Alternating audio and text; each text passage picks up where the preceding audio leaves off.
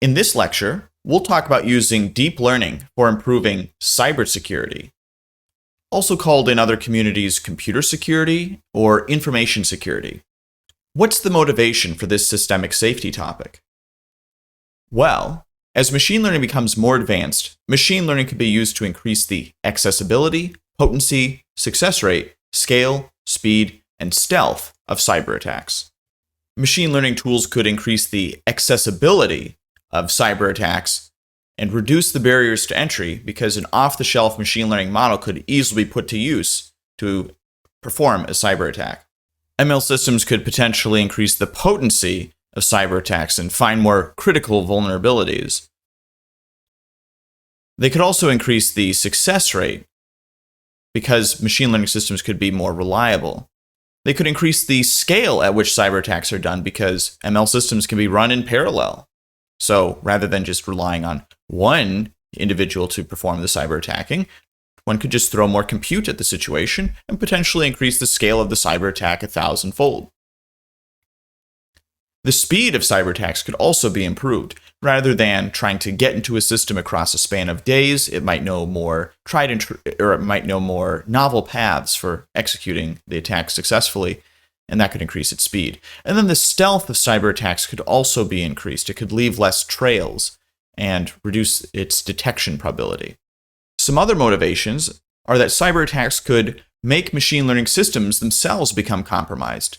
That's because they're dependent on computer systems. If computer systems are insecure and vulnerable to cyber attacks, then so are the ML systems. They're also vulnerable because they run on the computers that are vulnerable. So if there's an autonomous vehicle or a robot in the future that's running on a computer system, there are two ways to exploit the vulnerability. One could either go after the machine learning system vulnerabilities, or one could just perform a cyber attack on it and control the system in that way. So consequently, in making ML systems safer, we also need to make computer systems safer, or at least the computer systems that they're running on safer. An additional cause of concern is that machine learning systems in the future might not be useful or helpful to proliferate widely, at least some of them. Some could potentially be repurposed for malicious use. And if that's the case, we don't want the computer systems easily hackable. If cyber attackers could hack into the system and exfiltrate the advanced machine learning model and then widely proliferate it, we've got a substantial issue. So if the systems get powerful or at the sort of tier of nukes in the future, we might be concerned about machine learning systems as well, because those might be very easy to proliferate too, especially if it's quite easy to hack into the systems and take the machine learning models. Another reason is that cyber attacks could destroy critical infrastructure. It's not just the case that cyber attacks only affect digital information. They could cause rooms to overheat by hacking them, or they could cause valves to lock, which would thereby build up explosive pressure and cause the critical infrastructure to be destroyed. So bringing down electric grids or some other infrastructure, such as what provides one with water, is a possibility and well within the arsenal of skilled cyber attackers. Now, this requires a fair amount of effort. It might take a week or so to successfully infiltrate the infrastructure, and this is mainly available to more skilled attackers like those associated with nation states, but we don't see this happen currently because doing so would constitute an act of war. I believe some person from the Department of Defense said that if somebody engaged in such a cyber attack, they should expect missiles to go down their chimney. That's assuming that one can identify who launched the attack. If the attacker is unknown, or if they were sufficiently stealthy, then that could create geopolitical turbulence. So that's another concern. The global system could potentially get into a much more volatile state as a consequence of cyber attacks in the future. We're concerned about systems drifting into more hazardous states. One might recall from the hazard analysis lecture that catastrophes arise when systems drift into higher risk states. It's not some random failure or some small event just happens and it triggers a catastrophe. There are a lot of underlying conditions that result in those sort of catastrophes And these tend to increase in probability as systems drift into more turbulent states. So we'd like to minimize that to minimize the risks of catastrophes or any large-scale global conflicts. We might be concerned about large-scale geopolitical conflicts because obviously war is bad, but it would also be an on-ramp to potentially power-seeking AI systems or weaponized AI systems, which would spell some potential existential risks. In conflict, one might cede a lot of control to AI systems because it's the only way to keep up in the conflict. Additionally, the incentives for building power-seeking systems may be higher because some belief systems, such as the neo-realists, think that what's most important is having more power than the other actors in the conflict. So what we should do is we should try to amass power as much as possible, and potentially AIs can help us amass power. Hence, there'd be some incentives for developing power-seeking AI systems. So given those reasons and the reason that ML systems that are advanced could become widely proliferated due to weaknesses in computer systems, we want to use ML to improve cyber defense. So we'd like to improve cyber defense, but we don't want to improve cyber attacks. This can sometimes be difficult because there are interdependencies between the two. For example, in computer security, there's a partial duality between offense and defense. For example, better attacks can uncover new errors, which can be patched to make programs less vulnerable. So, better attacks can influence and potentially improve better defenses. This leads some to think, why not just work on computer security more generally? Why emphasize cyber defense? Why not also work on cyber attacks? That can also make things safer, potentially. While there's an interdependency between the two, that doesn't mean cyber attacks are the same as cyber defenses. For example, some security measures such as detectors are more beneficial for defense than they are for offense. So the duality between offense and defense is just a partial duality. In machine learning security, this duality is even weaker. For example, stronger adversarial attacks do not necessarily result in more robust models. So although the attacks have improved, that doesn't mean the defense has improved. Perhaps the defenses are now worse. In some other cases, the attack is fixed, but the defenses just get stronger. So there's less of an interdependency between the two here. And as computer security relies more on machine learning for defense, perhaps we'll have the duality that's experienced in machine learning, and it will look less like the duality observed in computer security. So, given that machine learning may become more of a line of defense for computer security, to be precautious, we should encourage people to work on areas that historically can help more with defense than with offense. And so they should avoid using machine learning for cyber attacks or improving cyber attacks. So people should avoid topics such as machine learning for penetration testing. That's a thing one could research, but that doesn't necessarily improve the balance between defense and offense. Let's discuss the remainder of this lecture. We'll talk about machine learning for improving intrusion detection, ML for detecting malicious programs, and ML for automated code patching. Our coverage of these topics will be fairly cursory because cybersecurity is particularly technical, but hopefully this course will give a sense of what's going on in the space. So what's ML for intrusion detection? Well, an intrusion detection system, or IDS, both detects and classifies intrusions on networks automatically. So here's an example at the right of an intrusion detection system. An attacker goes through the firewall and starts interacting with the internal network. Meanwhile, an IDS is observing and monitoring the behavior to detect the attacker. This assumes that violations of security can be detected by monitoring and through analyzing network traffic patterns and behavior. A related concept is intrusion prevention, which examines network traffic and prevents traffic misuse. But they're fairly similar. Machine learning intrusion detection systems can learn from patterns in network traffic and logs to detect anomalies. So it's not a rule-based system necessarily. It's relying on heuristics. And since they rely on heuristics, ML IDS systems can generalize to novel situations better than rule-based systems may be able to. The rules may be much more fragile and not that flexible or extensible in the face of novel conditions. Since they're heuristic-based too, that could potentially make it harder for attackers to anticipate what the intrusion detection system will rely on or how it will interpret their behavior.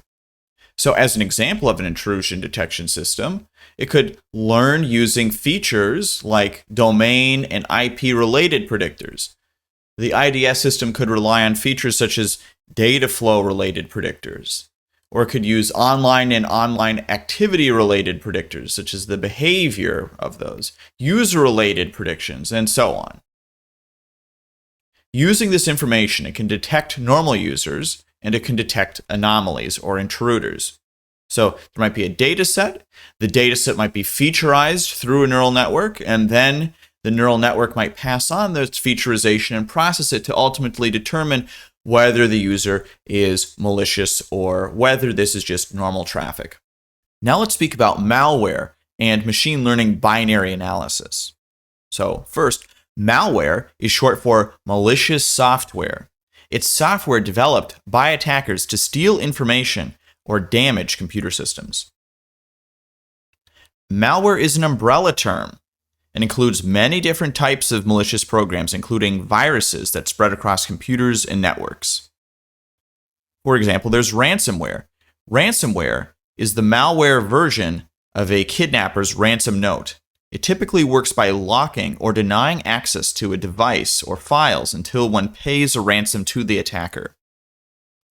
Any individuals or groups storing critical information on their devices are at risk from threat of ransomware. Spyware collects information about a device or network and relays this data back to the attacker. So hackers can typically use spyware to monitor a person's internet activity and harvest personal data, including login credentials, credit card numbers, or financial information, to perform fraud or identity theft. Worms are designed with one goal in mind: proliferation. So these worms propagate and infect computers and replicate themselves and spread to additional devices while remaining active on all infected devices. Some works act as delivery agents to install additional malware. Other types are designed only to spread without causing harm to their host machines, but they still clog up networks and bandwidth demands. Adware's job is to create revenue for the developer by subjecting the victim to unwanted advertisements. Common types of adware include free games or browser toolbars. They collect personal data about the victim, then use it to personalize the ads they display. Trojans are related to this. Ancient Greek poets told of Athenian warriors hiding inside a giant wooden horse and then emerging after Trojans pulled it within the walls of their city. A Trojan horse is therefore a vehicle for hidden attackers. Trojan malware infiltrates a victim's device by presenting itself as legitimate software. Once installed, the Trojan activates, sometimes going so far as to download additional malware. And then botnets, that's not a type of malware, but a network of computers or computer code that can carry out or execute malware. Attackers infect a group of computers with malicious software known as bots, which are capable of receiving commands from their controller. Faced with these hazards, binary analysis analyzes programs such as malware at a low level, such as at the assembly level. And this can be especially useful when the source code is not available. So let's imagine we're trying to perform some binary analysis, and we're given the following assembly at the right. We want to determine whether it's malicious or not. Obviously, this can be a daunting challenge. It's also conceivable that we could build machine learning systems that are substantially superhuman at this task. One idea is to process the assembly and try and understand some of its contours, know where functions start and stop, so that we can then segment where each function is in the assembly program, and then put that for further processing to determine whether it's malicious or not. Just like in vision transformers, we try and model individual patches and apply some analysis to that individual patch. Here, we're trying to segment the program into individual functions, then we'll have something analyze the assembly for a specific function. So the RNN processes the binary byte by byte and outputs a yes-no decision for whether the byte is a function start or end point, or whether it's in the middle of a program. Once the function boundaries in the program are determined, a neural network can better analyze the program and look for patterns to identify whether the program is malicious or not. So this is a very rough sketch of a way to improve binary analysis using neural networks. An exciting future direction is potentially automated code patching. So recent advancements in code translation and code generation suggest that future machine learning models could perform, quote, static code analysis, unquote, and then apply security patches to make the code more secure. So it's analyzing the code. It's not necessarily interacting with it. That's why it's static code analysis. And when it performs that analysis, it could possibly find some vulnerabilities. So if future models could flag and fix important security vulnerabilities in code, they could enable fast vulnerability patching at scale, which might help defenders keep up in the cat and mouse game against attackers. Although the focus of this lecture is on machine learning for cyber defense, we'll give an example of how machine learning can be used to improve cyber attacks, so as to give a fuller picture of the space. A popular attack is fuzzing. Fuzzers create large amounts of semi-random inputs to identify software vulnerabilities, crashers, errors, loopholes, and so on in computer programs. So some examples of fuzzing might be these strange strings here. It might try and guess a file location, or it might try to input a very sensitive variable, or it might show some very unusual characters that might cause the program to make a mistake. There are many ways to create fuzz, including by mutation, in which inputs evolve using information and analysis of the target program. Another possibility is by using templates, in which inputs are constructed following templates or grammars. For example, a template could be potential file locations, so the fuzz might try and guess different file locations on the server. Fuzzing is used offensively and defensively. And this is why I move it to the appendix in this lecture. And we're using this as an example of machine learning for cyber attacks. It is the case that fuzzing can be used for cyber defense, as we just said. For instance, let's imagine attackers are trying to fuzz a program such as Google Chrome. Google could potentially use fuzzers for defense then. Since the attackers are going to use some off-the-shelf fuzzers, Google can run those too. And then they can throw more computation at those fuzzers to search the space more. So what they could do is they could proactively use fuzzers to identify the fuzz that these programs would identify. So by searching the fuzzing space more deeply, they can patch those vulnerabilities before the fuzzers are able to identify them. That's how fuzzers could potentially be used defensively. Now, machine learning and neural networks may be able to generate fuzz more efficiently. Neural networks could potentially learn smooth approximation of the target program's branching behavior. And these fuzzers could then use gradient-based optimization to perform mutation, which can be more effective than fuzz generated by an evolutionary random mutation. For example, let's pretend that we have the program at the left. There's a flat plateau and some sharp spikes in the loss surface. So there's some branching behavior. But a neural network could provide a smooth approximation of this program's branching behavior. And that would give rise to a differentiable approximation of the program. Then one could compute gradients and use that to guide the generation of fuzz. So there's some initial input seeds, some potential fuzz, and what we'll do is we'll use neural smoothing to come up with a neural network surrogate of the target program. That surrogate can then be optimized with gradient descent or with gradient guided mutation. That can give rise to new, more effective fuzz to attack the target program. That can give us some bugs and vulnerabilities.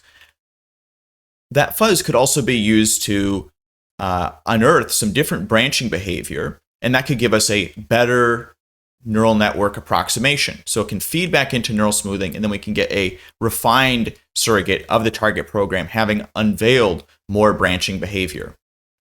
Then we can perform gradient guide optimization again and find more fuzz for the target program and consequently more bugs and vulnerabilities.